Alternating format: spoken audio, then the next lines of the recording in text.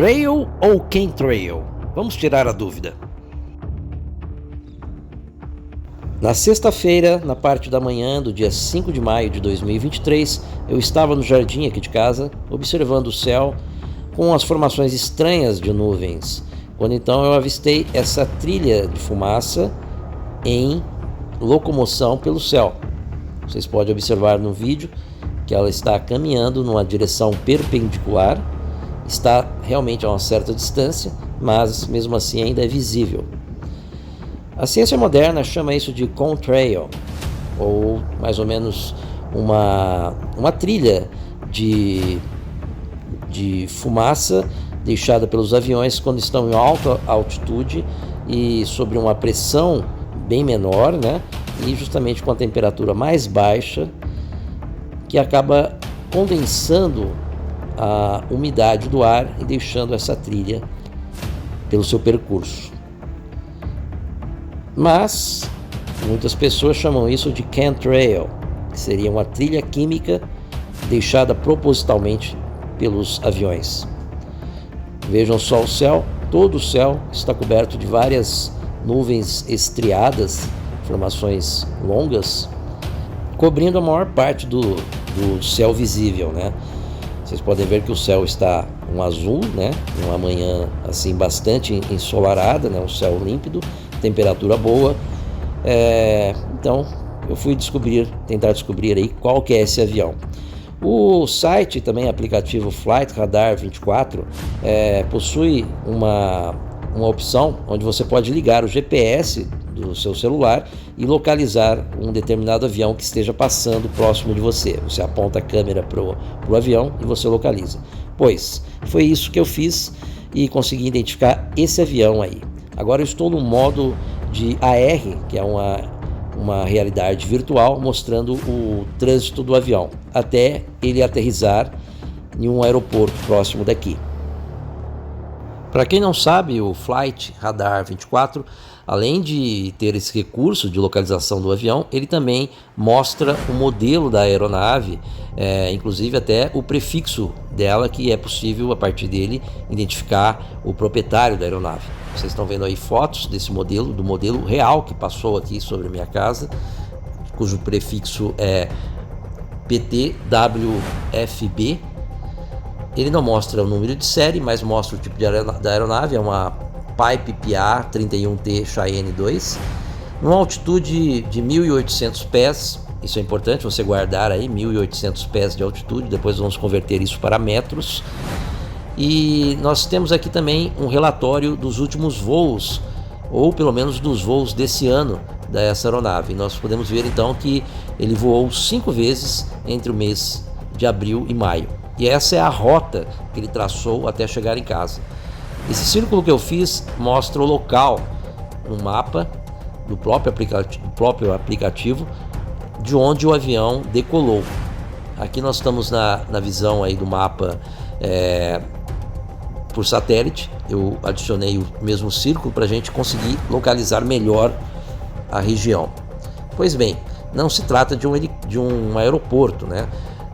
Se for um aeroporto, é um aeroporto aí clandestino, vamos dizer assim. Uma coisa estranha que eu notei aqui no meio desse mapa foi esse ponto vermelho, que parece, sei lá, uma sombra, alguma coisa vermelha, né? Que já estava no mapa, eu não sei bem dizer o que pode ser, né? Nós podemos ver que o local é uma fazenda, né? Uma fazenda que tem uma plantação, tem várias trilhas, né, nessa plantação. E no meio dessas trilhas elas convertem aí para umas rotatórias.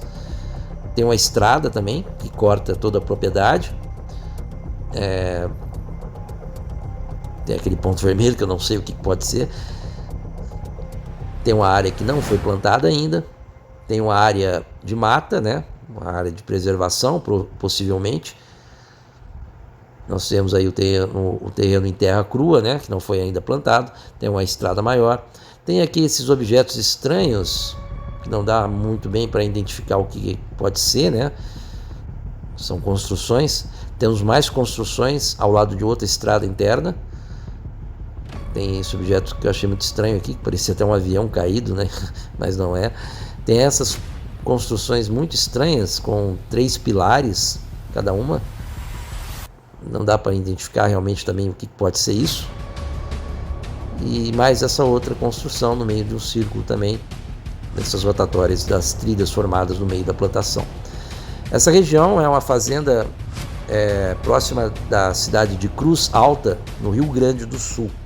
Portanto, se trata de um aeroporto clandestino no meio de uma fazenda na zona rural da cidade. Agora, uma informação importante. Essa imagem é um print da tela do meu celular das condições climáticas do horário exato que eu avistei a aeronave poucos instantes antes de eu entrar no site Flight Radar 24. Vocês estão vendo o horário ali em cima, onde está aquela seta vermelha apontando para as 9h55. Guarde esse horário. Bom, com o prefixo da aeronave em mãos, eu fui até o Google procurar informações sobre a aeronave e encontrei esses 2 sites. Ambos os sites são do governo federal e possuem o mesmo conteúdo. Eu baixei o conteúdo, que é uma planilha em Excel com dados de várias aeronaves, todas elas, a maior parte pelo menos, financiadas, tá? E encontrei então o prefixo da aeronave, que pertence à empresa Barra Agropecuária Limitada, a única inclusive dessa lista que não está financiada. Outro dado importante que eu encontrei é o ano de fabricação dessa aeronave, ano de 1980. Continuando a busca na internet pelo prefixo da aeronave, eu encontrei esse site do Tribunal Regional do Trabalho da Terceira Região, falando sobre um processo onde é envolvido essa aeronave. Entrando no site, o processo tem várias informações que não dá para a gente checar com mais profundidade, infelizmente. Mas, pelo que parece, houve um acidente com uma outra aeronave, cujo prefixo é PTEBI, que teve uma falha aí relacionada ao trem de pouso. E em dezembro de 2000, a aeronave PTWFB, que é essa que passou aqui perto de casa, soltando essa trilha de fumaça, ela transportou o corpo de um caminhoneiro morto, um tal de João Zanon, que eu também não encontrei nenhum dado na internet para saber quem é essa pessoa. Algo interessante é que nessa parte do processo, o juiz pergunta se a tal aeronave é turbo-hélice, né, que é um tipo específico de aeronave. E agora, em outra parte do processo, tem a resposta aí do advogado de defesa, que diz aí que não faz sentido essa pergunta do juiz, né, em relação aí se a aeronave era ou não turbo-hélice, porque já havia sido declarado em outro depoimento que o piloto não tinha habilitação para dirigir aeronaves turbo-hélice. Mais à frente vamos descobrir se essa aeronave é ou não uma turbo-hélice. Bom, continuando a pesquisa, eu entrei no site Flight Aware, onde tem mais algumas informações sobre essa aeronave específica, né? Constando aqui o horário de decolagem dela naquela fazenda lá perto de Cruz Alta, no Rio Grande do Sul, e a aterrissagem no aeroporto aqui próximo de casa, no horário de 10h05. Outra informação também que tem é que a distância percorrida foi de 856 quilômetros, e mais uma vez aqui não aparece o proprietário dessa aeronave. Mas isso não é um problema, porque naquela planilha que eu baixei do site do governo, consta que a aeronave prefixo PTWFB pertence à empresa Barra Agropecuária Limitada. Sendo assim, eu fui procurar quem é essa empresa e eu encontrei o site da Barra Agropecuária, onde tem vários testemunhos de clientes, né? E deu para entender que a empresa, na verdade, ela é uma criadora de cavalos, né? Cavalos com certa linhagem, com certo pedigree, digamos assim, né? E tem aí os testemunhos das pessoas que estão felizes aí na aquisição desses equinos.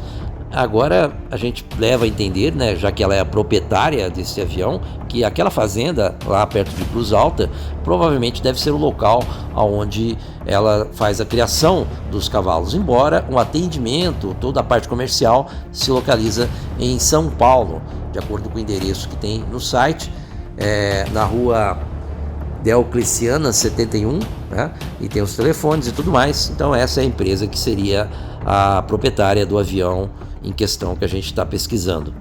Bom, procurando um viés de confirmação, eu acabei encontrando um canal no YouTube chamado Canal do Avião, que tem um vídeo dessa aeronave específica, com esse prefixo exatamente. O vídeo mostra ela fazendo um taxiamento, né, de um determinado aeroporto, e nesse vídeo dá para perceber para a gente ver melhor a aeronave, né, em movimento, inclusive aparecendo ali exatamente o prefixo dela, PTWFB. Então ela vai ali taxiando para poder levantar voo. Bom, pode parecer que isso não tem muita importância, mas eu acho que é interessante para a gente confirmar bem as coisas e saber que esse é o avião que passou aqui perto de casa. Bom, só que as coisas ficaram um pouco estranhas, porque na busca do Google eu acabei encontrando outra imagem do mesmo avião. E vamos verificar que site que é esse. É um site da Dreamfly Táxi Aéreo, uma empresa de táxis aéreos aqui de São Paulo, que fica na Avenida Olavo Fontoura, em Santana, no bairro Santana, que é um local ali próximo do Campo de Marte, né, onde tem vários aviões aí de táxi aéreo. Então vamos tentar localizar aqui dentro do site a foto que eu vi na busca do Google. E aqui está ela, confirmando aí, PTWFB, é realmente o mesmo avião. Muito estranho, porque até agora parecia que o avião pertencia à Barra Agropecuária, aquela empresa que a gente já pesquisou, mas ele está aqui como pertencente a essa empresa de táxi aéreo. Ok, tudo bem, mas o que tudo isso tem a ver com a questão do chemtrail? Tem a ver no sentido que nós temos um avião suspeito. Sim, ele é suspeito porque não tem o nome do proprietário no site FlyRadar 24 e nem no site FlyWare, enquanto que o governo federal alega que ele pertence a uma determinada empresa, mas existe outro site na internet que alega ser proprietário dele. E também ele decolou a partir de um local suspeito, de uma fazenda, de um aeroporto talvez clandestino, soltando uma substância que até agora a gente não tem ideia do que é. Ok, se a gente está tendo essa dificuldade enorme de descobrir quem é o real proprietário dessa aeronave, pelo menos então a gente pode tentar entender o que é essa fumaça, essa trilha deixada no céu aqui perto de casa. Para isso eu vou usar o exemplo dado no canal Aero por Trás da Aviação, onde o proprietário do canal explica o que é o contrail e diz que o chemtrail não existe. A atmosfera tem umidade. Essa umidade causa alguns fenômenos, como a formação de nuvens, por exemplo. E quando eu falo nuvens, eu não estou dizendo só naturais, mas qualquer coisa que diminua a pressão, automaticamente diminui a temperatura, fazendo com que essa umidade condense, aí você vai ter a formação de uma nuvem. Quando a gente fala dessa pressão dinâmica, quando tem uma diminuição brusca de pressão, a temperatura vai diminuir. E eu posso fazer de novo uma experiência que eu já fiz em um outro vídeo da garrafa. Eu coloquei água aqui dentro dessa garrafa e eu vou aumentar a pressão dela. Isso aqui eu fiz naquele vídeo sobre a descompressão, se quebrar a janela do avião. Já postei aqui no Aero, né? Mas só para mostrar quem não assistiu aquele vídeo ainda. O que eu estou fazendo aqui é injetando ar dentro dessa garrafa. Logo, a pressão dentro da garrafa está aumentando. Como aqui dentro tem a umidade da água, quando essa rolha escapar, a pressão interna que está maior vai equalizar com a pressão externa da atmosfera. Isso vai acontecer de uma forma bem brusca. Por conta dessa redução brusca de pressão, a temperatura dentro da garrafa diminuiu. E aí, como ela tem a umidade, ela tem água aqui dentro, toda essa umidade condensou, formando essa nuvem. E é exatamente esse fenômeno que acontece em cima das asas dos aviões ou na frente dos motores. Na natureza, isso acontece diariamente. Ou seja, o Sol aquece superfícies de água, como lagos, rios, enfim, tudo que for superfície de água. E aí, esse vapor de água vai subindo. O vapor de água é mais leve, é menos denso do que o ar atmosférico, então ele vai subindo. Quando ele chega numa altitude que a pressão é menor e a temperatura também é menor, o que vai acontecer com esse vapor de água? Exatamente o que aconteceu dentro da garrafa, ele vai condensar. E condensando, ele vira nuvem. E aí, conforme essas partículas de umidade condensada vão se aglutinando, a nuvem vai crescendo até um ponto que ela fica pesada demais e precipita, ou seja, chove. Mas agora, tudo isso que eu expliquei, aonde que se aplica na frente do motor ou nas asas do avião? Vamos começar pelo motor. Lembra que eu falei que esse motor, ele puxa uma quantidade de ar muito grande? Isso diminui a pressão que tem na frente dele, principalmente exatamente aqui na frente. Se a umidade do ar estiver acima de 20%, e a temperatura diminuir, a formação de uma nuvem na frente do motor vai acontecer. Existe uma coisa chamada ponto de orvalho. O ponto de orvalho é quando a temperatura que a umidade se condensa se iguala com a temperatura do ar seco. Quando o motor está funcionando, por conta dessa diminuição de pressão, né, dele puxar todo esse ar, a temperatura vai diminuir, como aconteceu dentro da garrafa. E aí, se o ar tiver com uma umidade de no mínimo 20% e a temperatura do ponto de orvalho for mais alta, a probabilidade de formar essa nuvem é muito grande. A umidade umidade vai condensar. Mas esse fluxo de ar que vem do chão? Na verdade, esse fluxo de ar, esse redemoinho que forma, né, desse ar entrando no motor, acontece sempre.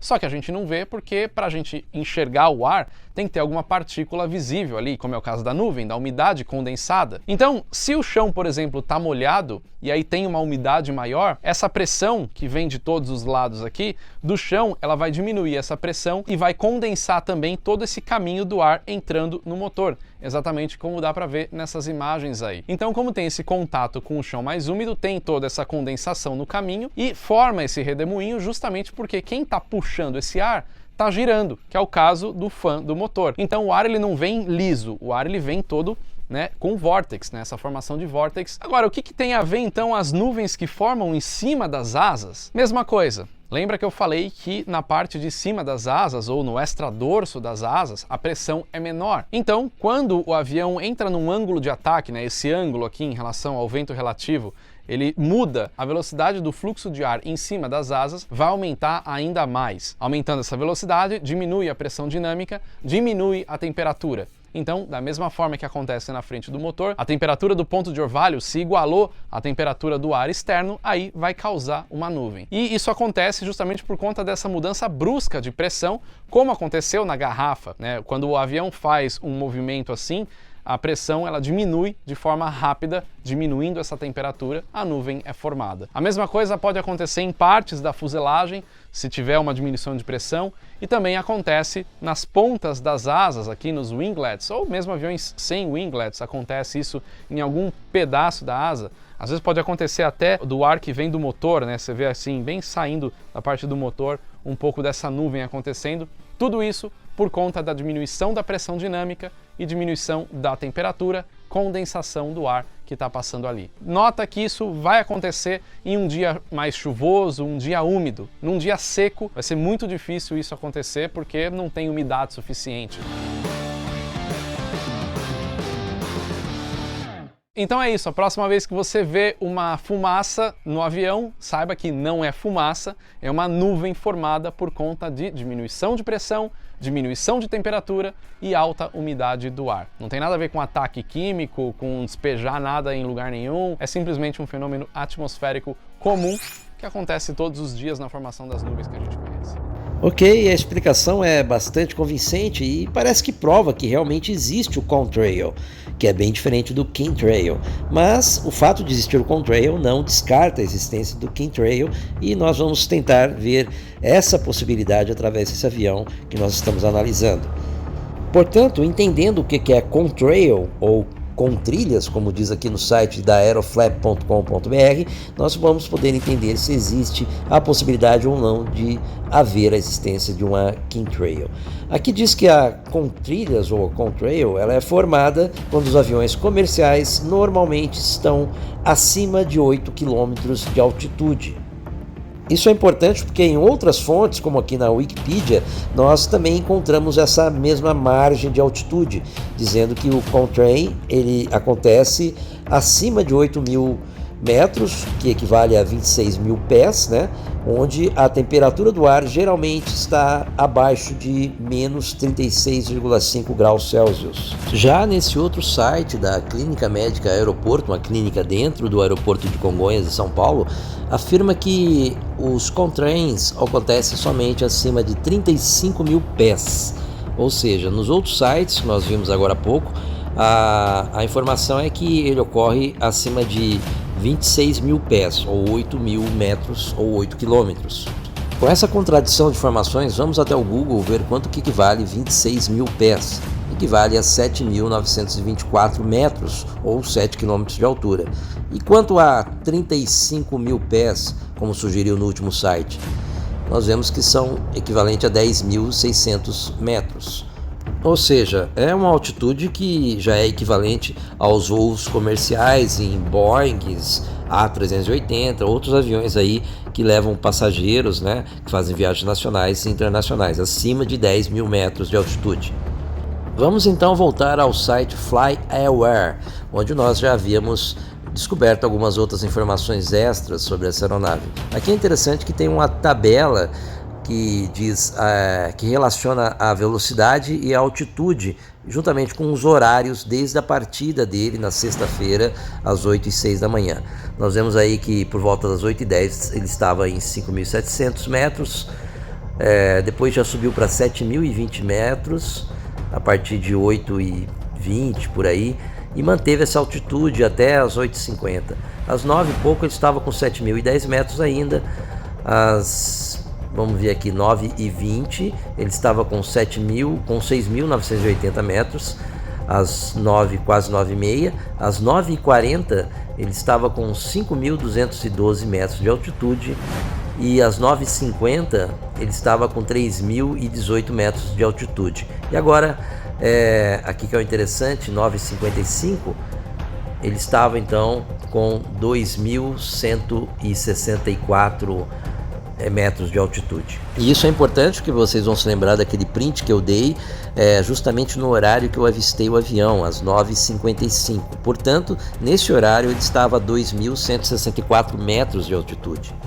Vamos voltar então ao Google para descobrir quanto que é 2.164 metros de altitude em pés. Tá, e o resultado é equivalente a 7.099 pés.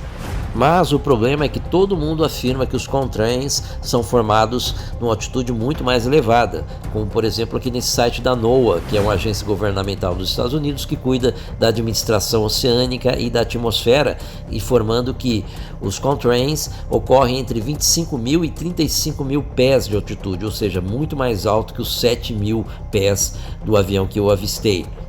Já na Wikipedia, afirma que os contrails se formam entre 25.000 e 40.000 pés, ou seja, 7.500 a 12.000 metros de altitude, também muito mais elevado que a altitude de 7.000 pés daquele avião. E já no site da Administração Federal de Aviação, a FAA dos Estados Unidos, diz que os contrails são formados entre 25.000 e 50.000 pés, muito acima dos 7.000 pés da aeronave que eu avistei. E nessa outra fonte governamental, Met Office, que é uma agência governamental da Inglaterra que cuida da meteorologia, afirma que os contrails são formados acima de 20.000 pés, mais uma vez, muito mais alto do que os 7.000 pés daquele avião. E continuando na Inglaterra, no site da Britânica, uma enciclopédia mundialmente conhecida, é afirmado que os contrails são formados a partir de 16.500 pés, ou seja, o dobro da altitude que estava aquele avião que eu avistei. As fontes são inúmeras, né, e todas as fontes oficiais. Aqui, nesse site da NASA, numa parte lá de estudos escolares da NASA, afirma que os contrails são formados a partir de 8 km de altitude ou 26.000 pés, muito acima dos 7.000 pés. Mas um órgão oficial agora de Israel, do Serviço Meteorológico do Governo de Israel, afirma que os contrails são formados acima de 10 km do solo, né? Isso também é muito acima dos 2.000 metros ou 2 km daquela aeronave que eu avistei. E já no EUMETSAT, que é a agência europeia de monitoramento de satélites, afirma que os contrails são formados a partir de 7.000 metros, ou seja, também muito acima dos 2.000 metros da aeronave que eu avistei. E para terminar essa lista enorme aí, temos até no site do Centro Aeroespacial da Alemanha uma pesquisa, parece que começou em 2021, para evitar os rastros, né, os contrails, a partir de uma determinada altura, né? Então eles estão dando uma sugestão para que o sistema aeronáutico altere as suas rotas de voo conforme a altura para evitar os contrails. Este estudo é bastante extenso, eu li a maior parte dele, né? E eles estão aí alegando que o excesso de contrails no ar pela aviação comercial acaba afetando de alguma forma o meio ambiente, né? Então eles estão propondo aí que de repente as aeronaves poderiam descer o nível de altitude até 2.000 pés abaixo da região onde começa a se formar os contrails, ou seja, abaixo de 26.000 pés, né? Então descendo 2.000 pés, teoricamente as aeronaves não iriam mais produzir os contrails e assim não causar esse suposto problema aí ao meio ambiente. Bom, o interessante é que nesse estudo eles dizem que os contrails são formados a partir de 22.000 pés, ou seja, um pouco mais baixo do que a média de fontes de informação que a gente tem, né, de 26 mil pés. Diminuindo 2 mil pés dos 22, a gente teria então 20 mil pés, que ainda é muito mais alto do que os 7 mil pés daquele avião que eu avistei, né? Portanto, diante de tantas fontes oficiais, né, a gente pode afirmar aí que o avião que eu avistei perto de casa, na verdade não estava produzindo um Contrail, e sim um Chemtrail. Bom, diante disso, são tantas as controvérsias, né, e eu até encontrei um site americano, Contrail Science, que tenta aí alegar que os Chemtrails, né, realmente não existe, que é só uma teoria da conspiração. Nessa parte que eu achei interessante, que ele fala sobre os testes químicos de alumínio e bário, né, que muita gente acaba reivindicando aí, dizendo que os chemtrails são exatamente isso, né, trilhas químicas, né. E aqui eles alegam que, na verdade, isso não existe, né, e apresentam algumas sequências de provas, né. E outro fato importante diz que alguns teóricos da conspiração afirmam aí que os aviões utilizados eram aviões não comerciais, eram aviões de pulverização usados na agricultura, né?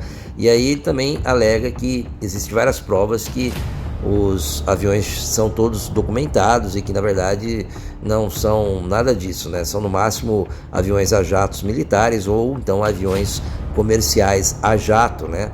Que é bem diferente do avião que eu avistei, né? Que na verdade é um avião bem menor, né? É um avião turbo-hélice, isso já foi comprovado. O turbo-hélice é um sistema bem parecido com o jato, né?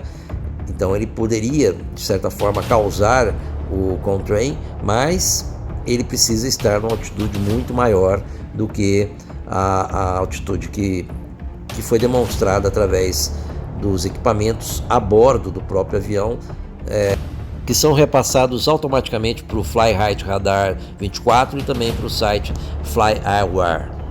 Outra coisa importante é o que nós vimos aí nesse site anterior aí do Contrail Science, que diz sobre a questão do bário, né? Então eu entrei no site, na Central de Informação Técnica de Defesa dos Estados Unidos, é um órgão das Forças Armadas Americanas, e fui procurar sobre nuvens de bário. Tem muitos artigos liberados ao público, mas eu encontrei um que eu achei muito interessante sobre o comportamento da nuvem de plasma, publicado e realizado nesse teste entre julho de 1980 e fevereiro de 1983. Aqui diz que houve simulações aí de compostos químicos que foram lançados no céu a partir do horário da meia-noite, né? Então foram feitas 4 liberações de bário durante o período de 4 a 12 de dezembro de 1980, e eles tentaram estudar aí a variação nas correntes aéreas, né, desse composto químico. Então, portanto, vai por água abaixo aí essa ideia de que, na verdade, não existe nada de produto químico sendo despejado no céu, né? Então a gente sabe que isso, na verdade, não é uma teoria da conspiração. Então, a questão do Chemtrail é algo realmente existente, tá? A gente sabe que existe o Contrail, já foi explicado aqui no vídeo, mas também existe o Chemtrail. E eu volto a dizer, o fato de existir Contrail não anula a existência do Chemtrail. E aquele avião que eu avistei aqui em casa, com certeza estava despejando alguma substância química, ok? Existem vários outros assuntos interessantes aí nesse site aí de informação da defesa que a gente pode procurar aí, inclusive aí sobre sons estranhos dos céus, né, como vocês estão vendo aí. Enfim, é uma fonte de informação muito interessante aí que consegue desmascarar essa bobagem aí que o pessoal está falando que tudo é a teoria da conspiração. Na verdade não é, tem muitas coisas que o governo americano já liberou para o público, mas infelizmente muitas pessoas também acabam não procurando, tá? Mas isso também é assunto para outros vídeos. Então com isso eu quero finalizar então essa questão aí do Contrail e Chemtrail, dizendo que sim, Chemtrails existem e a gente não sabe bem ao certo o que eles estão fazendo no nosso meio ambiente, mas com certeza não é nada que seja benéfico para nós. Então é isso, pessoal, muito obrigado por assistirem essa meia hora de vídeo, né? Desculpe aí se a coisa foi um pouco maçante, mas eu creio que o conteúdo foi interessante porque a gente conseguiu aí, de certa forma, comprovar, né, que realmente os contrails existem, mas que eles não anulam a existência dos chemtrails. Então, com isso a gente viu que realmente existe aviões que estão soltando substâncias estranhas nos céus. A gente não pode afirmar com certeza que tipo de substância é, mas elas existem, está acontecendo, e esse avião que eu vi é uma prova disso. Ok, pessoal? Até mais e muito obrigado.